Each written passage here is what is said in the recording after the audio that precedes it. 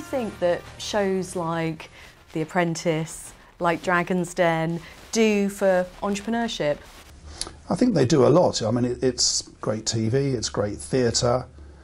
I think if you made Dragon's Den or you made The Apprentice real life, I'm not so sure you would attract the number of people that it does. So you need the more shocking side of The Apprentice, for example, and even Dragon's Den. When we look at how Dragon's Den works, I think it's a great programme.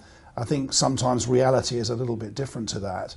But I think these are great shows, and I think they've, not single-handedly, but they've contributed to the knowledge that the general public have on business startups. So, I applaud them personally. I think they're great. The type of scenarios that they create and the type of conflict or, what's the right word for it, jeopardy, that is done to make a good television programme almost doesn't exist in the real world. So most of our life we spend trying not to get into a position where you've got to say yes or no. Do you think it's different now with shows like The Apprentice and Dragon's Den?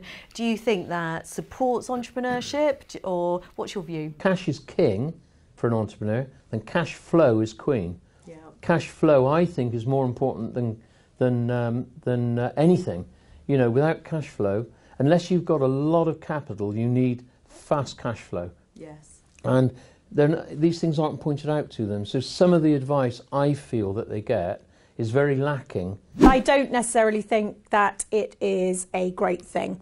I think it's, for the young, they need to understand that the magic is within them, and actually we are, 1 in 300 trillion chance of being born, and that there is something special that they're going to give this world, and we just need to all support them in finding that voice, especially with the epidemic of mental health.